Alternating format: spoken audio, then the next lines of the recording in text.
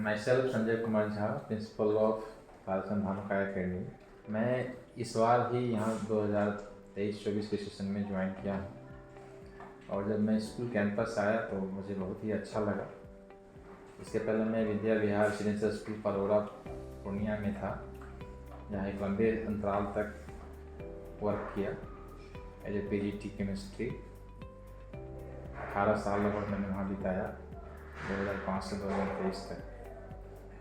तो वहाँ मैंने काफ़ी जो एक्सपीरियंस लिया, तो फिर मुझे ऐसा लगा कि मैं अपने गांव, अपने शहर, अपने क्षेत्र में भी जाकर कुछ ऐसा करूँ, इसी तरह का नाम रोशन अपने लोकेलिटी में भी कुछ कर सकूँ, इसमें मेरा भी योगदान हो। यह सोच के मैं यहाँ आया और हमारे गोपाल अग्रवाल सर पहले से ही मुझे वो बोल रहे थे और कह रहे थे कि आप यहाँ आएँ। मैं उनकी बात को नकार ना सका और मैं ज्वाइन किया।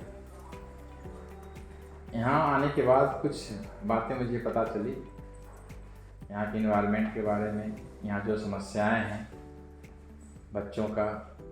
इस एरिया में एक्चुअली शिक्षा का काफ़ी अभाव है। सो पेरेंट्स का भी एक रोल होना चाहिए कि जब स्कूल यहाँ खुला तो यहाँ के स्कूल में जाएं, पता लगाएं, इंफ्रास्ट्रक्चर के बारे में जानें, उसके फैकल्टी के बारे में जानें, क्या CBSE करिकुलम है उसके बारे में जानें, तब कोई डिसीजन लें।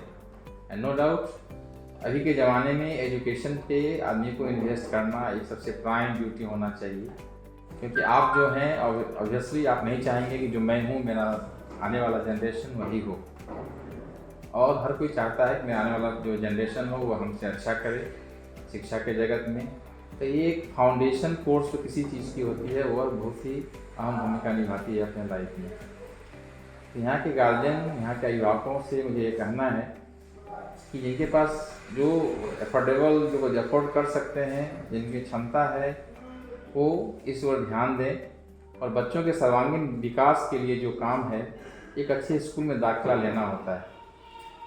और इस स्कूल में आने के बाद मुझे पता चला कि हमारे जो शिक्षक हैं वो भी हाईली क्वालिफाइड हैं, as per the CBSE norms जो भी कहा जाता है उसके अनुसार हम लोग रखते हैं। और हम लोग प्रॉफिट के लिए स्कूल नहीं चला रहे हैं, जस्ट ये सोच के चला रहे हैं कि यहाँ पे जो भी हैं हम जुड़े हुए इस विद्यालय से, इस गांव से, इस समाज से उनका भला हो।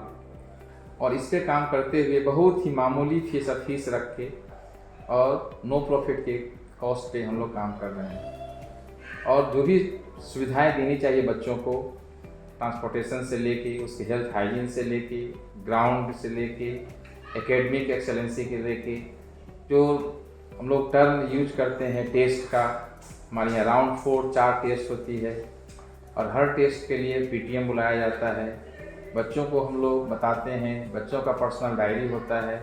हमारे यहाँ +2 12 क्लास तक हमारा CBSE एफिलेटेड स्कूल है। तो मुझे यह रिक्वेस्ट है कि जो भी बच्चे हमारे पास आएँ, नर्सरी KG जो भी आएँ, वह कम से कम 10-12 साल तक हमारा साथ दे और यहाँ से 12 क्लास तक पास करके ही वो बाहर जाएँ। और गार्जियन को मैं यह सुझाव देना चाहूँगा, मैं अपना एक्सपीरियंस देना चाहूँगा कि बच्चों को हमेशा अपने पास 12 क्लास तक अवश्य रखें, जिससे वह डाइवर्ट ना हो सके, डेविएट ना हो सके, डिस्ट्रैक्ट ना हो सके। यह जो फेज होता है 12 क्लास तक, इसमें काफ़ी संभावनाएं होती है, बच्चों को बिगड़ने की स्थिति होती है। जब वो बड़े शहरों में जाते हैं तो वहाँ के चकाचौंध और वहाँ की फैसिलिटी में वो बच्चे अपने आप का केयर नहीं कर सकते, या तो स्वास्थ्य से अपने आप को बिगाड़ लेते हैं और अपनी पढ़ाई से वह विमुख होकर गलत संगति में पड़ जाते हैं। सो जिसके लिए हम कमाते हैं, जिसके लिए हम सोचते हैं, वह भी मेरा बिगड़ जाता है। और मैं यहाँ आके देखा कि एडमिशन का जो प्रोसेस है, जनरली स्कूल में क्या होता है कि दिसंबर जनवरी मैक्सिमम समय होता है एडमिशन लेने का, अप्लाई करने का, और वे वहाँ के टेस्ट जो होते हैं उस टेस्ट में बैठते हैं और अपना सीट बुक करते हैं, और जब उसको और फरवरी तक वो एडमिशन ले लेते हैं। मेरे 2 बच्चे हैं और दोनों बच्चों को का विकास मेरे देख रेख में हुआ।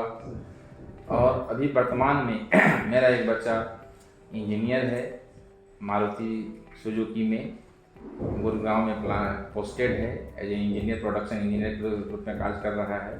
और एक मेरी छोटी बेटी है जो कि मेडिकल में DPT की कोर्स जयपुर में निम्स कॉलेज में कर रही है।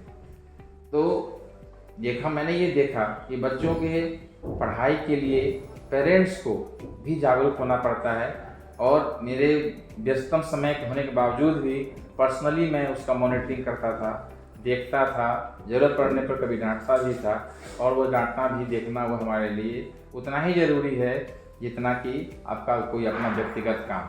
व्यवसाय अपनी जगह पे है, और आपका जो व्यवसाय है उस व्यवसाय में के मुख्य रूप में सबसे पहला काम आपके बच्चे हैं, जिस पर आप अपना सब कुछ निछावर करने के लिए तैयार रहते हैं।